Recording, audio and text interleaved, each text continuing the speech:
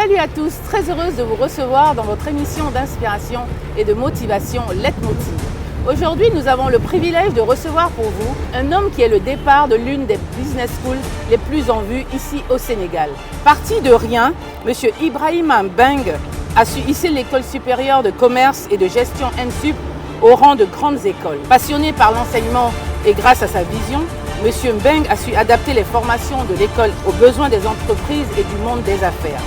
L'école compte aujourd'hui 6 campus et forme près de 7000 étudiants. M. Ibrahima Mbengue dans Leitmotiv, c'est tout de suite après la pub.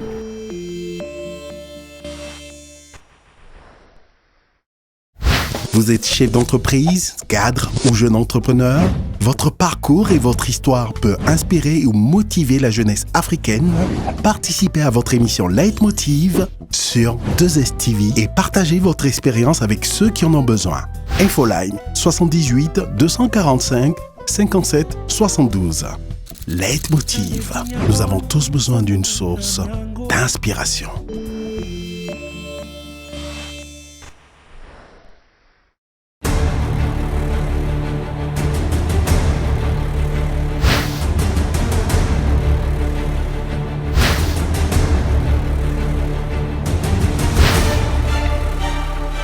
Monsieur Mbengue, bonjour. Bonjour Corinne.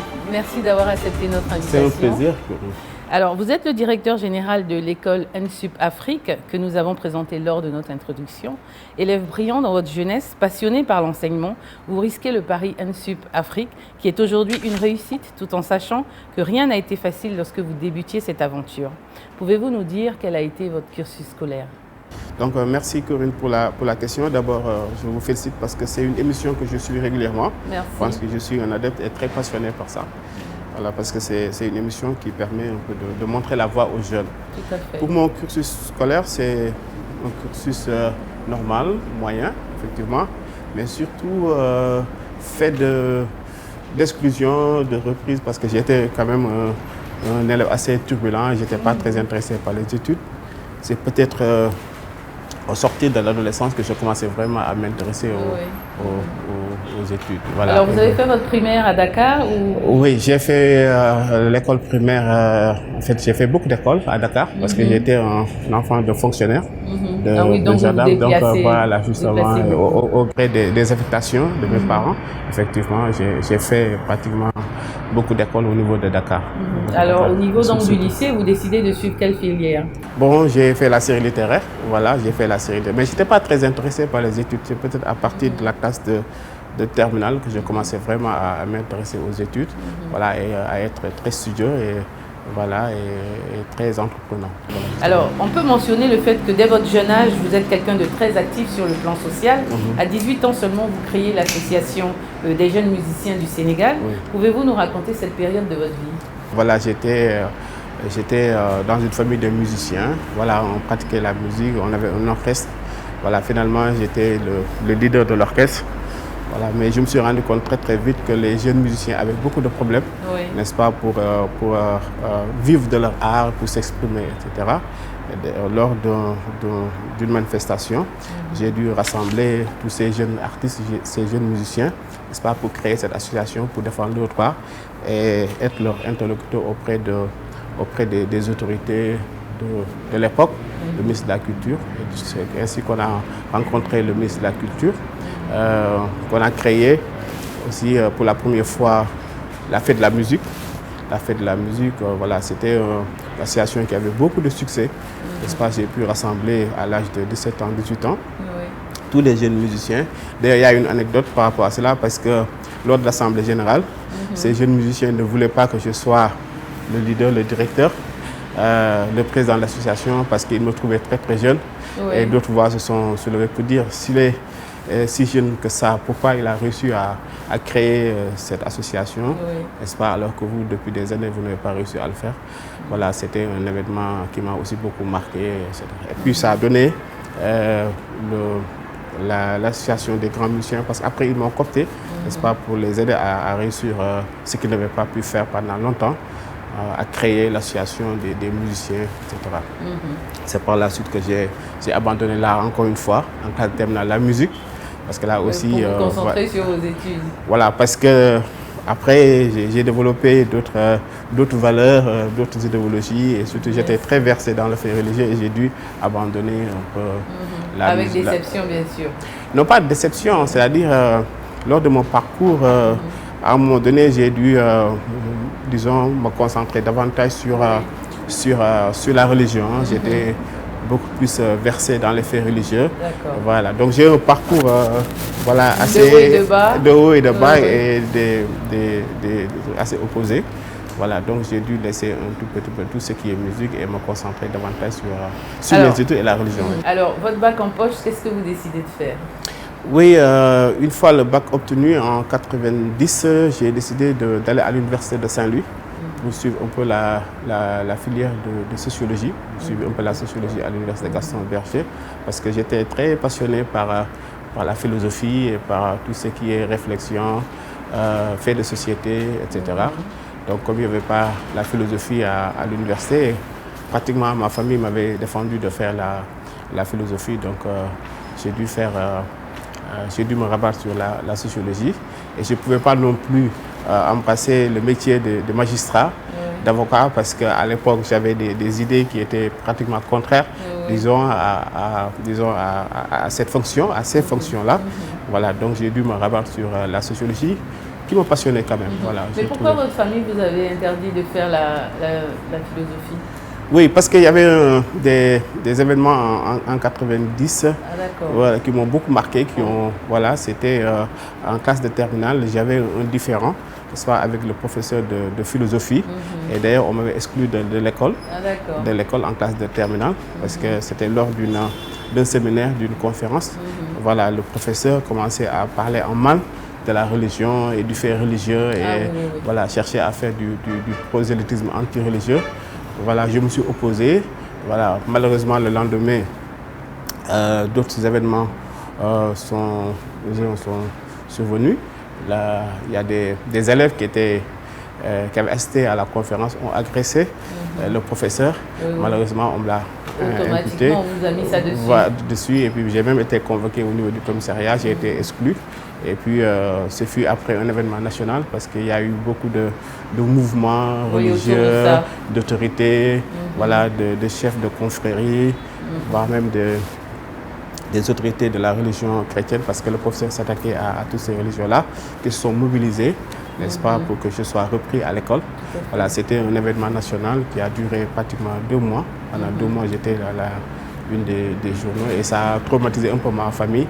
Donc voilà. Du coup, ils n'ont plus voulu que vous fassiez de la philosophie. Alors, une fois le bac en poche, comme on le disait, vous décidez de rester étudier au Sénégal. Était-ce un choix personnel ou vous auriez voulu étudier à l'étranger? C'est un choix personnel.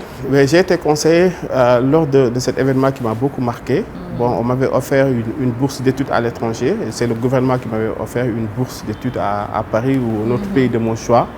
Mais on m'a conseillé de rester et puis voilà. Je voulais aussi rester au pays à un moment donné et d'étudier ici. D'évoluer ici. Alors c'est au niveau de l'université Gaston Berger que vous commencez vos études supérieures. Pouvez-vous nous dire dans quelle filière vous étiez et pourquoi avez-vous fait ce choix? Oui, j'ai fait la sociologie à l'université Gaston Berger de Saint-Louis. Nous sommes la première promotion de l'université Gaston Berger de Saint-Louis, c'était en 90. Comme je l'ai dit, j'ai choisi la philosophie, d'abord par passion, pour tout ce qui est savoir et savoir ouvert, pour tout ce qui est connaissance. Et donc j'étais très passionné, très studieux à l'époque, dans les années 90, très studieux. Et puis je voulais faire aussi la philosophie. Comme je l'ai dit, malheureusement, il n'y avait pas de philosophie à l'université et vu les événements antérieurs qui m'ont beaucoup marqué, voilà, parce que comme je l'ai dit, j'ai été exclu à plusieurs reprises et repris. Donc je ne voulais pas faire non plus du droit.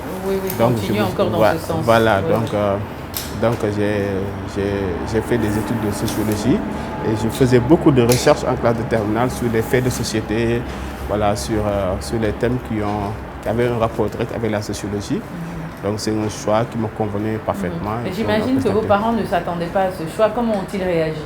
Oui, moi j'ai perdu en tout cas mon père très jeune, très tôt. Et ce qui a expliqué un peu ma jeunesse chaotique, voilà, et mal encadrée. Ma maman n'avait pas fait d'études assez poussées. Voilà, elle n'avait pas fait d'études du tout d'ailleurs. Voilà, donc elle ne comprenait absolument rien, et surtout de la sociologie. J'ai dû utiliser des termes qu'elle pouvait comprendre, voilà, pour lui expliquer c'est quoi la sociologie. Voilà, mais dans tous les cas, elle acceptait tous les choix de filière que je pouvais faire à l'époque. Alors, vous sortez major de votre promotion et vous obtenez votre DEA en sociologie au niveau de l'université Gaston Berger. Avez-vous une idée de ce que vous vouliez faire de votre vie professionnelle et dans quel secteur vous souhaitiez évoluer? Ah oui, ça j'ai une idée très claire de ce que je voulais faire et ce que je voulais devenir depuis la classe de terminale d'ailleurs.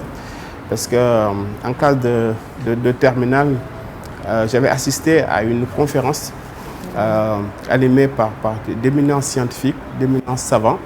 En l'occurrence Souleymane Bachir Diagne et d'autres Européens. Il y avait beaucoup d'Européens.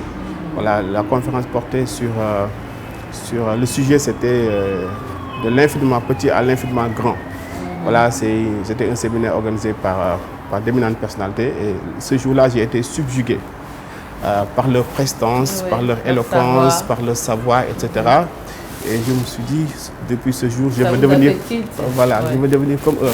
Et comme ils étaient des professeurs d'université, depuis ce jour, j'ai voulu être professeur d'université. Et cette vocation m'a poursuivi à l'université Gaston Berger.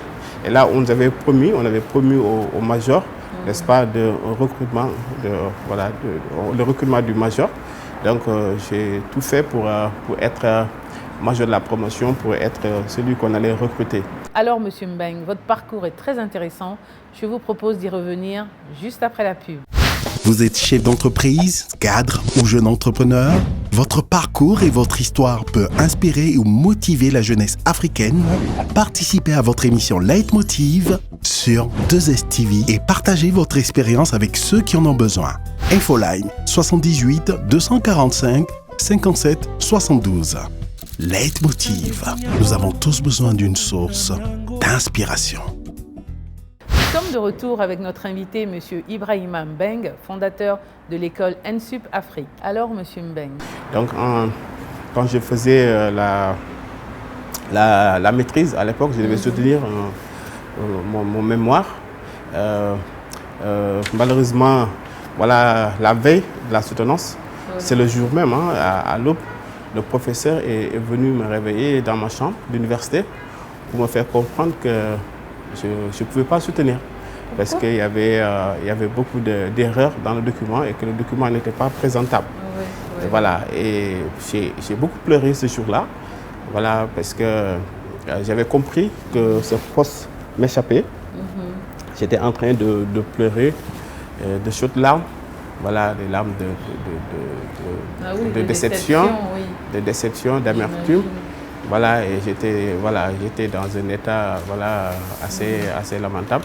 Et le professeur, ayant vu ça, m'a donné une autre chance. Une autre chance, oui. Voilà, il m'a fait comprendre que je pouvais soutenir à 3 conditions.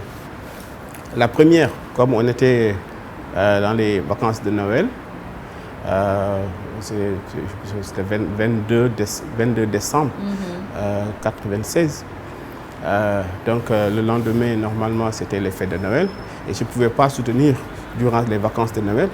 Donc la première condition, c'est que le directeur de l'UFR accepte, n'est-ce pas, que je soutienne durant ces vacances de Noël. La deuxième condition, c'est que les membres du jury, qui devaient aussi partir en vacances, qu'ils restent, n'est-ce pas, rien que pour moi, n'est-ce pas, pour me permettre de soutenir. Et la troisième condition, que je reprenne tout le document, n'est-ce pas, rectifier, reprendre tout le document de A à Z, n'est-ce pas, en une semaine. C'était les 3 défis. Voilà, donc le directeur de l'UFR a accepté, n'est-ce pas, me connaissant, parce que voilà, il avait une haute estime de ma personne. Les professeurs idem, tous les professeurs avaient décidé de rester pour moi, parce qu'à l'époque, j'étais un étudiant modèle, j'étais très discipliné. Je pense que la discipline est très importante, n'est-ce pas, pour permettre aux personnes de réussir. Bien sûr. Voilà, donc j'étais très discipliné et les professeurs ont unanimement décidé de rester pour me permettre de soutenir. Et voilà, j'ai pu reprendre tout le document et je dormais pratiquement 1 heure de temps par jour. Tous les jours, je me couchais à à 6 h du matin et je me réveille à 7 h. Parce que vous étiez déterminé. Oui, c'est comme si c'est tout l'univers qui s'écrasait sur ma tête quand je me levais le matin, parce que je n'arrivais pas à dormir assez avec 1 heure de temps. Ouais. Et je n'avais pas non plus de ticket de resto, j'étais orphelin, je n'avais pas de bourse. Donc, mais j'étais déterminé.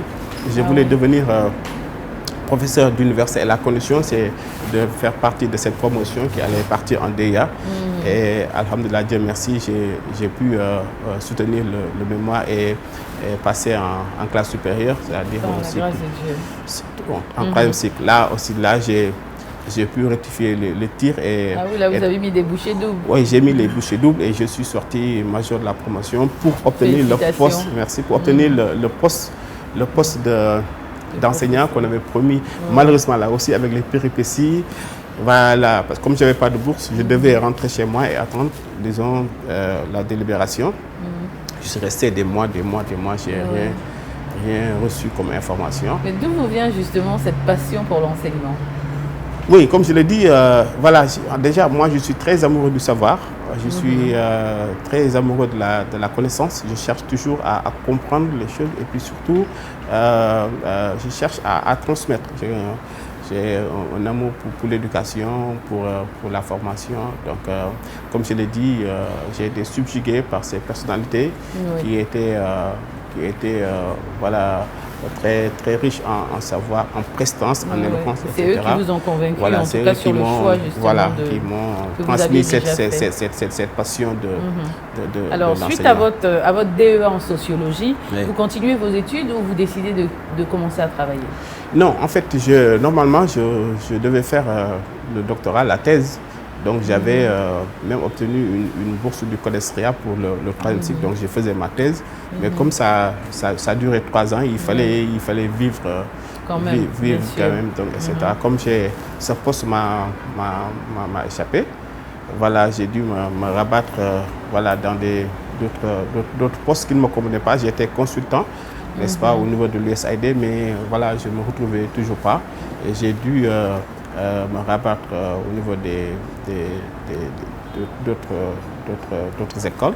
Parce que là aussi, il y a une petite anecdote. Parce que je ne me retrouvais pas dans les autres métiers que je faisais. Et un professeur d'université qui m'aimait bien, en l'occurrence M. Boubacar Ly, m'a dit mais il faut suivre votre passion, votre vocation. Voilà. D'ailleurs, il y a une école de formation très très réputée qui recrute des professeurs. C'était à l'époque l'ISM, pour ne pas le nommer. On a fait des tests d'entrée et c'est comme ça que ça a marché. Alors, après l'obtention de votre master en management des entreprises, management des projets dans une grande école de la place à Dakar, vous décidez donc d'intégrer le milieu professionnel et c'est dans le domaine de l'enseignement supérieur que vous trouvez votre premier travail. Comment s'est passé votre premier contact avec le milieu professionnel? Oui, en fait, j'avais boulotté un tout petit peu, j'avais eu de petits postes à gauche, à droite, sur des postes de consultant, mais comme je disais, je ne me retrouvais pas trop. J'aimais l'enseignement, j'étais passionné par l'enseignement et voilà, j'étais toujours impressionné par ceux qui ont réussi à entrer dans ce milieu-là. Donc c'est comme ça que M. Boubacar Ly, professeur émérite, m'a donné l'information comme quoi il y a une école de formation qui recrutait de jeunes professeurs. Voilà, j'ai fait le test et j'ai reçu. Voilà, c'était ma véritable expérience de professeur d'université, d'une grande institution. Et j'étais aussi professeur vacataire dans pas mal d'écoles de formation. Et là, j'étais vraiment dans ma peau. Voilà, j'étais passionné, voilà, j'arrivais à me retrouver, voilà, c'était vraiment... Alors, par la suite, vous êtes également professeur pour plusieurs grandes écoles de la place. Pouvez-vous nous raconter cette période de votre vie dans l'enseignement supérieur? Pendant combien de temps avez-vous été enseignant?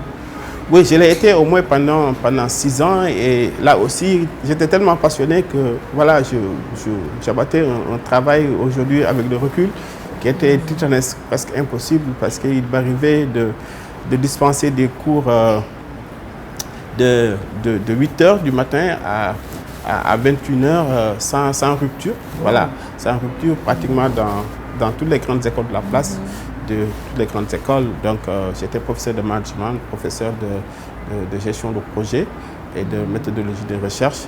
et j'arrivais quand même à m'en sortir parce que j'étais passionné par ce que je faisais. Donc de 8 h le matin à 8 h, voire 21 h, j'arrivais à enchaîner des cours dans pratiquement pas mal d'écoles de formation. Alors moi j'aimerais bien savoir, je suis un peu curieuse de nature, j'aimerais bien savoir quelle émotion, quelle impression vous avez eue justement le premier jour où vous avez enseigné. Ah oui, le premier jour, c'était la réalisation, c'était assez jouissif quand même. Voilà, c'est vraiment un moment qui m'a beaucoup marqué. Le premier jour, oui, le premier jour, et puis c'est, je pense que c'était à Afi d'ailleurs. Dans la salle, il y avait de grandes personnes. Il y avait de grandes personnes, des adultes, c'était une formation permanente. Et je n'arrivais pas à les regarder, j'étais scotché au tableau parce que voilà, très ému, très impressionné. Oui, très ému, oui. Voilà, mais la plus grande émotion, excuse-moi, la plus grande émotion, c'était avant. C'était le jour où on m'a appelé, n'est-ce pas, pour me faire comprendre que j'avais la possibilité d'enseigner. Donc j'étais consultant dans une ONG par l'entremise d'un ami, mais qui m'aidait un tout petit peu à trouver à gauche, à droite du travail. Voilà, un jour j'ai été appelé au téléphone par le responsable de la formation, le directeur des études d'une grande école, qui m'a fait comprendre que comme j'avais déposé mon CV, ils l'ont étudié et voilà, le profil leur convenait. Bon, ils m'ont appelé et j'ai répliqué Dardar de suite. Voilà, le lendemain. Et puis voilà, pour la première fois, j'ai commencé à enseigner et j'étais vraiment impressionné, mais j'étais dans toutes les émotions que vous pouvez comprendre. Tout à fait. Voilà, c'était vraiment assez. Oui, l'aboutissement enfin de votre rêve. J'arrivais enfin à vivre ma passion qui était l'enseignement. Et votre mère, elle devait être très fière, elle devait être contente pour vous. Oui, ma maman était un peu éloignée de toutes ces préoccupations. Ce qui l'intéressait, c'est que son enfant réussisse, c'est que son enfant arrive à vivre de ses études, des études très longues, n'est-ce pas, qu'il a faites. Bon, c'était ça. Alors, par rapport justement à tous les mêmes majors de promotion que vous, qui se sont orientés dans d'autres domaines, qui ont travaillé dans le public ou dans le privé, qui avaient peut-être un regard sur vous, ils devaient gagner mieux que vous. Justement, un salaire d'enseignant à cette époque, c'est vous touchez combien un enseignant? Oui, en fait, il y a eu des moments où vraiment ils m'ont beaucoup distancé parce que voilà, ils gagnaient très bien leur vie. Au sortir de l'université, certains étaient à la Banque mondiale, d'autres étaient aux États-Unis, professeurs d'université aux États-Unis, d'autres partout dans la fonction publique, etc. Moi, je me cherchais encore, je n'arrivais pas à trouver. Là, effectivement, il y avait eu une différence de revenus, de salaire. Mais en tant qu'enseignant, quand même, j'arrivais à avoir des revenus assez importants. Parce que c'était toute la journée, vous avez c'était toute la journée, voilà, du matin au soir. Voilà, j'arrivais à avoir des revenus qui tournaient autour de 1 500 000 par mois. Mais j'ai dû tout abandonner quand on m'a proposé de gérer une école de formation, un institut qui était vraiment institut que de nom. C'était une maisonnette avec 4 étudiants qui s'étaient un peu perdus. Voilà, même les voisins ne savaient même pas que c'était une école de formation. Voilà, donc voilà. Et un ancien étudiant à moi m'a proposé, n'est-ce pas, de venir l'aider à redresser cette école de formation parce que voilà, cette école faisait des pertes mensuelles de 1 500 000 par mois et des pertes cumulées de 25 millions, 1 500 000 pertes cumulées de plus de 25 millions. Et c'était l'héritage de son défunt beau-frère. Voilà. Et voilà. Là, je riais sous cap parce que voilà, j'avais un avenir radieux. Voilà, au niveau de une grande institution qui m'avait recruté comme professeur permanent. J'étais vacataire dans toutes les écoles de formation. Et il me propose d'abandonner tout ça pour venir gérer une petite structure. Quand j'en ai parlé à quelqu'un que j'encadrais pour sa thèse, n'est-ce pas, une dame qui est devenue professeure d'université à Saint-Louis d'ailleurs, bizarrement, elle a trouvé que c'était une grande opportunité parce que comme j'étais professeur de management et toute la journée j'enseignais un peu le management, le leadership, etc. Oui, bon, c'était l'occasion de mettre votre management. Elle ne pouvait pas comprendre que je refuse, n'est-ce pas, ce poste. De manager, voilà, alors que le salaire qui était proposé était un salaire de 200 000. Bien en dessous. Ah oui, c'était 200 000 alors que j'avais des revenus de 1 500 000. J'arrivais effectivement, il y a une grande différence. Oui, mais j'ai quand même démissionné et j'ai relevé le challenge. Vous êtes courageux. Voilà, donc, hein? Ça, c'était en 2005, c'est bien ça? Voilà, c'était en 2005. Voilà. Donc en 2005, M. Beng, vous décidez de diversifier votre expérience professionnelle, mais toujours dans le domaine de l'enseignement supérieur, bien sûr. Et c'est au niveau de l'école AFI, si je me trompe, que vous trouvez un nouveau poste. Vous êtes nommé responsable département de marketing. Cela était-il une évolution dans votre carrière professionnelle? Quel sentiment ressentiez-vous à ce moment précis? Oui, parce que là j'avais l'habitude de venir en tant qu'enseignant vacataire à cette école. J'avais l'habitude de venir voir le directeur général de l'établissement pour lui faire part de beaucoup de manquements, des erreurs qu'il commettait, des erreurs de communication, des erreurs de marketing, etc. Finalement, il m'a fait comprendre. Vous donnait l'occasion de... Voilà, il m'a fait comprendre que lui, il était assez vieux pour comprendre tout ce que je disais et qu'il allait effectivement me libérer ce poste pour moi, n'est-ce pas, et que je pouvais mettre en valeur, en exergue toutes les idées, n'est-ce pas, tous les conseils que je lui donnais. J'ai été donc responsable marketing, mais parallèlement à mon poste d'enseignant au niveau de cette Et comment ça s'est passé alors quand dès lors vous avez commencé à travailler donc dans cet établissement? À un moment, vous n'avez pas regretté d'avoir fait le choix de partir? Non, j'ai pas regretté parce que après c'est par la suite qu'un ancien étudiant à moi m'a demandé de venir l'aider à redresser cette école. Bon, au bout parce qu'à l'époque il y avait 4 élèves. Au bout de 2 ans, cette école faisait partie des 11 meilleures universités, n'est-ce pas? Voilà, universités, parce que les universités publiques comprises. Donc, c'était un grand succès.